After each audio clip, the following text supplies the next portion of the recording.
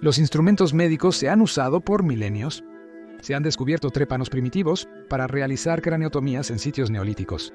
Durante la Edad Media se siguieron usando inventos de la antigüedad. Sin embargo, debido a un interés insaciable en el conocimiento médico y los avances en la metalurgia, la Edad Media condujo a la creación de herramientas más duraderas y sofisticadas. Retrocedamos a la Edad Media y descubramos algunos de los instrumentos utilizados para procedimientos médicos. Mientras ves este video, recuerda que en la Edad Media no existía el lujo de la anestesia moderna. ¡Ay! Gracias a Opera GX por patrocinar el video de hoy. La mayoría de los navegadores web están hechos para todos, lo que significa que realmente no están hechos para nadie. Son insípidos, poco inspiradores y carecen de la magia de un cuento bien elaborado como un campesino medieval sin nombre y sin historia. Pero si estás viendo esto, significa que sabemos que no eres solo cualquiera. Eres el héroe de tu historia y habrías pasado a los libros de historia. Con el último lavado de cara de Opera GX, su navegador es más personalizable que nunca. Imagina una personalización más profunda, mejoras de diseño y un amplio universo de mods y opciones que te dan aún más control sobre los píxeles. Esta es una navegación diseñada para coincidir con tu estilo y configuración hasta el más mínimo detalle, haciéndola completamente tuya. Otros navegadores son aburridos, carecen de la magia que los distingue, pues se ven y suenan casi idénticos. Puedes personalizar tu navegador Opera GX con temas, sonidos y visuales que reflejen un estilo más medieval si lo deseas. Dirígete a Heraiix Store para explorar mods que aportan un toque de aventura a tu experiencia en línea. Te permite personalizar tu navegador según tus intereses. Y recuerda, puedes combinar varios mods y componentes para crear una experiencia verdaderamente única. Tus opciones de personalización son tan ilimitadas como los mundos que exploras. Incluyen fondos de pantalla animados y en vivo, música de fondo, sonidos de teclado y pestañas, pantallas de inicio personalizadas y más. Incluso puedes separar los videos del navegador en un marco de video flotante y ajustable. Permanece inmerso en tus mundos de fantasía favoritos mientras gestionas misiones, trabajas o estudias al mismo tiempo. Es tan fácil como manejar la varita de Merlín. Haz clic en el botón izquierdo y el video en ventana te seguirá en cada pestaña abierta. Ahora puedes disfrutar de un video de locura medieval mientras juegas tus videojuegos de fantasía favoritos. GX también tiene una herramienta de importación que te permite transferir rápidamente todas tus configuraciones, como el historial, marcadores y cookies, desde tu navegador anterior. También es compatible con todas las extensiones de Chrome. ¿Qué esperas? Usa el enlace en la descripción para instalar Opera GX. Bienvenidos a la locura medieval en el video de hoy.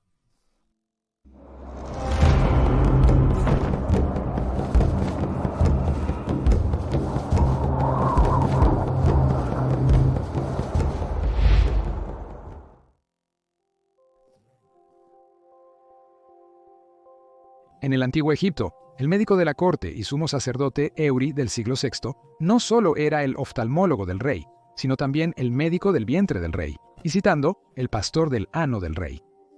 Es probable que los griegos, quienes eran legendarios por sus teorías y prácticas médicas, y los primeros en dejar un registro de sus logros, derivaron muchas de sus tradiciones científicas del antiguo Egipto. En la Edad Media, muchos médicos islámicos escribieron libros sobre el ojo. Alan ibn Isa escribió el Cuaderno del Ocultista alrededor del año 1010, que contenía descripciones de más de 100 enfermedades del ojo.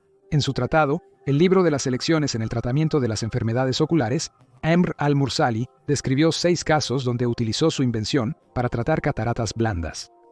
El instrumento era una aguja fina y hueca, muy similar a una jeringa hipodérmica. Al-Masaili escribió: «Luego construí la aguja hueca. Llegó un hombre para la operación.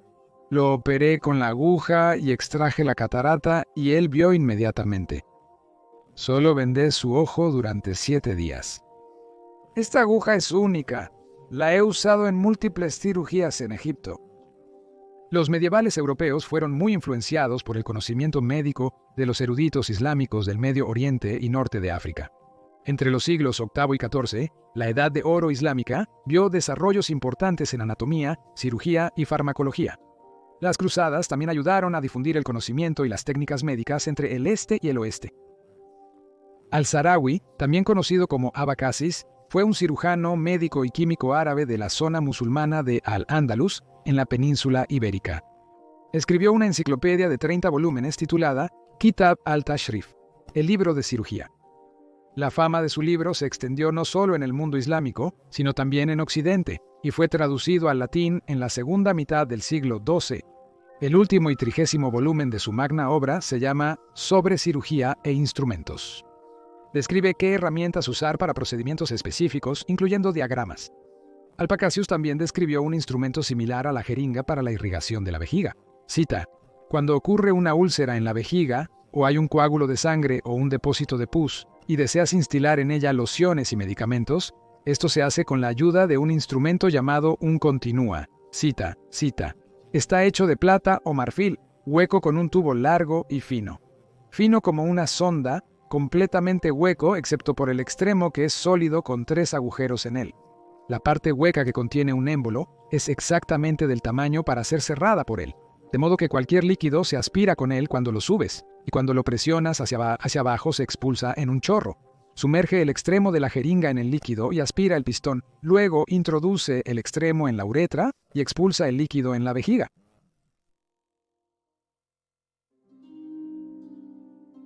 Sondas y cauterios.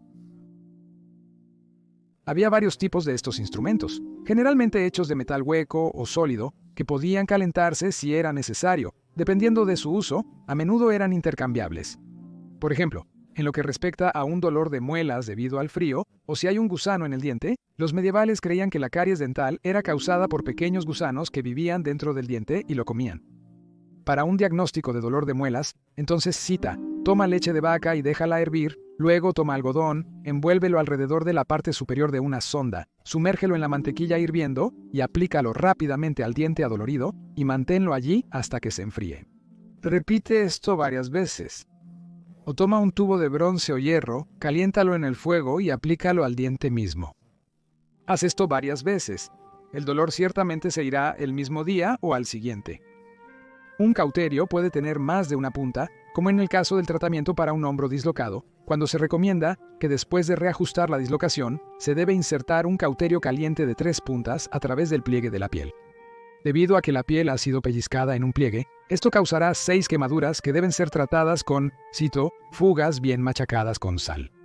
Así, la articulación ganará fuerza, y la humedad desaparecerá, y el paciente será curado.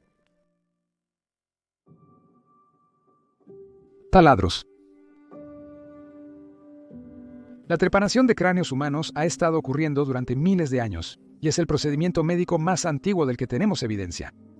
Arqueólogos han hallado cráneos a nivel mundial con orificios perfectamente circulares perforados en ellos.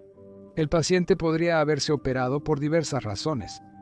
Posiblemente se hizo para eliminar fragmentos de huesos rotos por una lesión en la cabeza, o para liberar espíritus malignos que supuestamente causaban enfermedad mental o epilepsia. Podría haber sido un intento de resucitar a los muertos. En la Edad Media, se usaban taladros metálicos con brocas cilíndricas para remover una sección circular del cráneo. En la Edad Media, se creía que perforar la cabeza liberaría aire malo o vapores malignos, y se recomendaba para tratar la locura o melancolía. En su pintura de finales del siglo XV, La cura para la locura, el pintor holandés Hieronymus Bosch representó una trepanación realizada en un simplón. Era un procedimiento aceptado incluso para la realeza. Felipe de Orange fue trepanado 17 veces por su médico.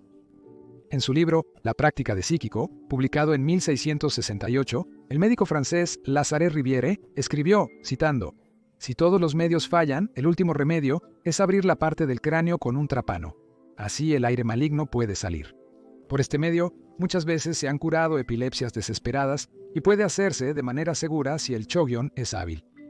Apocasius también escribió sobre un trapano o taladro que podría, citando, perforar el hueso alrededor de un arma atascada en un hueso.